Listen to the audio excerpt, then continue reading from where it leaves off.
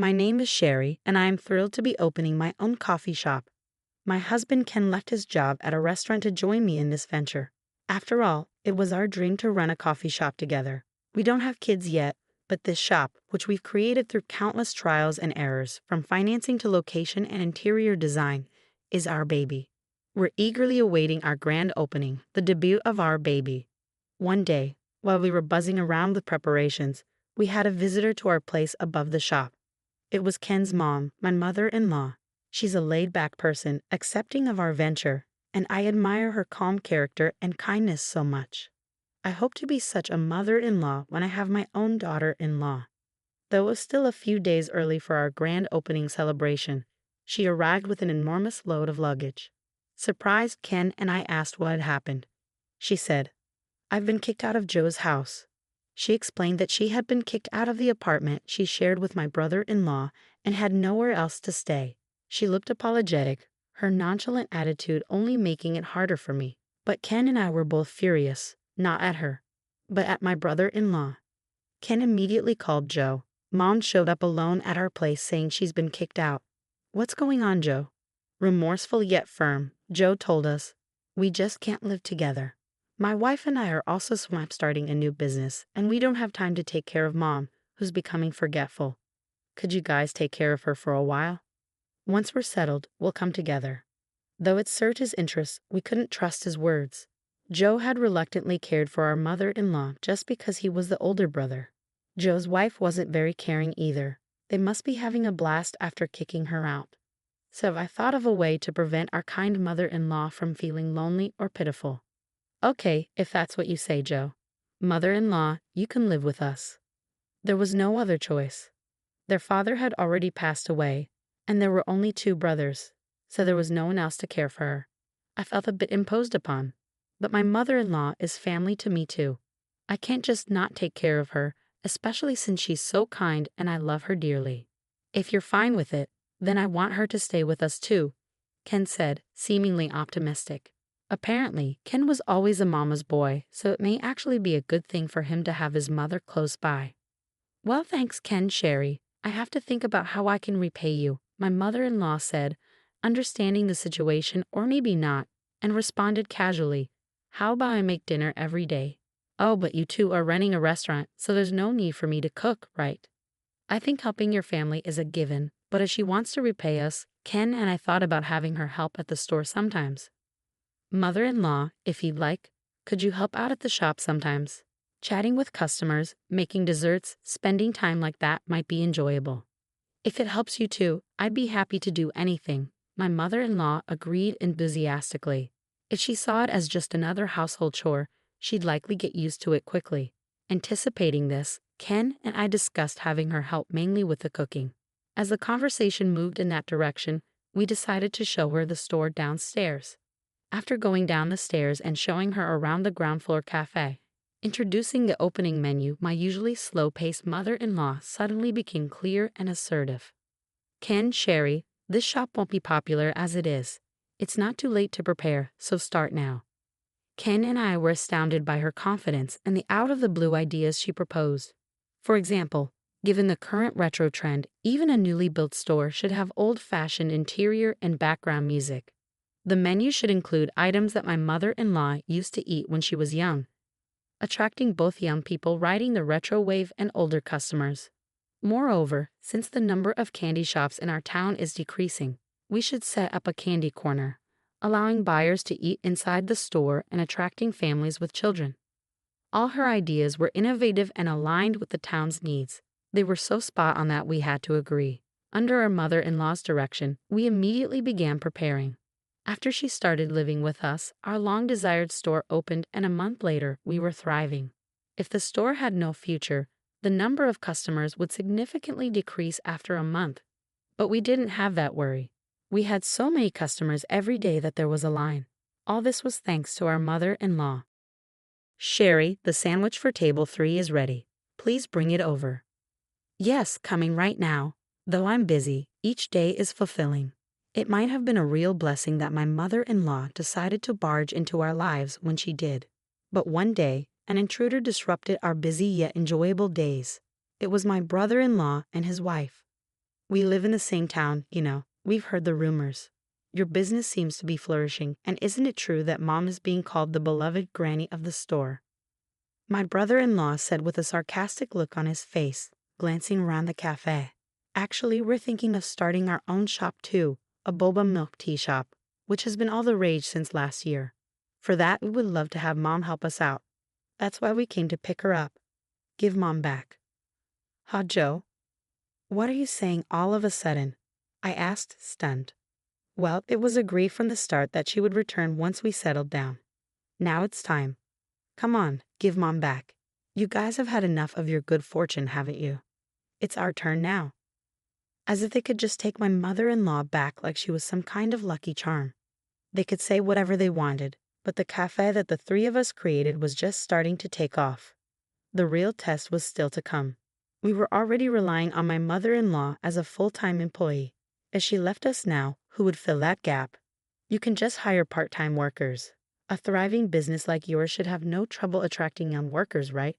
They probably work harder than an elderly woman like Mom. So Mom, let's say goodbye to Sherry and Ken and go home together.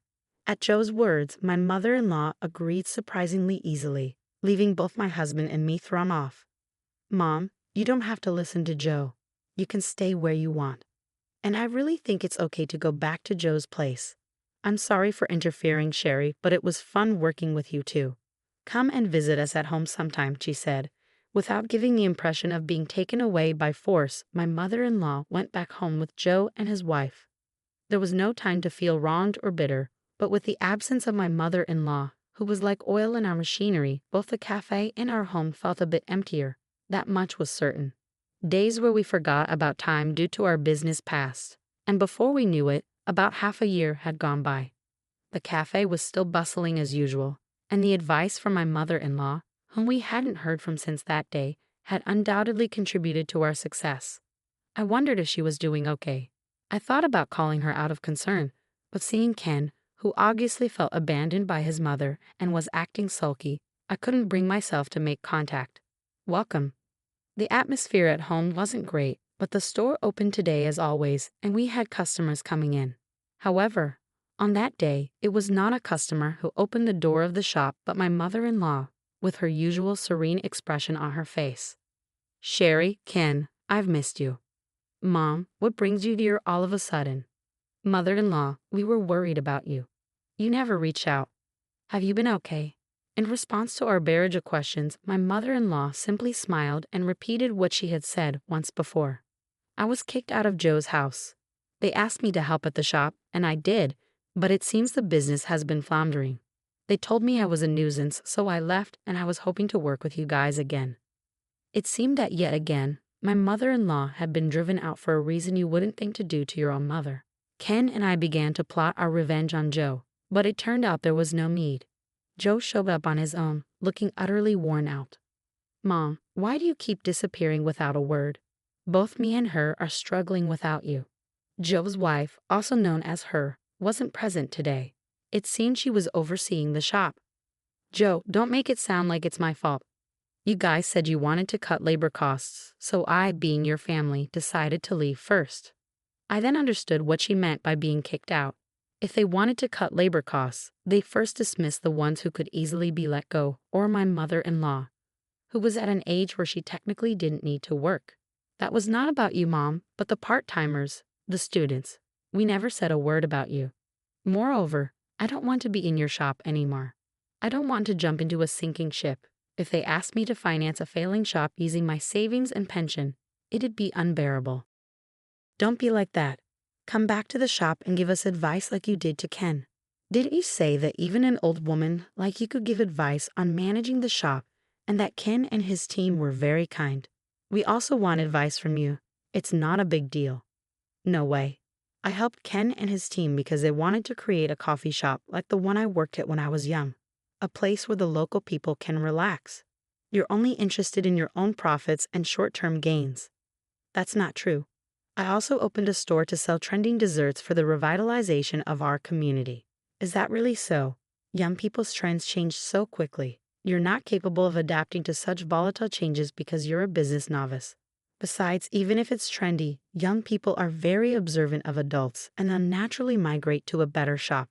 Your shop might be novel and shiny, but the staff training isn't up to the mark, and customers don't seem comfortable there either. Just because you have experience working in a finance department and are good with numbers doesn't mean you can run a business. It's pathetic, Joe said, his frustration evident. My mother-in-law sighed deeply, her sorrowful expression seeming to lament her own son. In a small-town diner like this, you can't just mindlessly sell what's trendy among young folks. You failed to cater to customers' needs and couldn't captivate their hearts. I wonder if you really aspire to be in the service industry. It saddens me, especially since I used to be a waitress at a coffee shop. I just couldn't and don't want to work at your place. You should have said so from the very beginning, Joe snapped.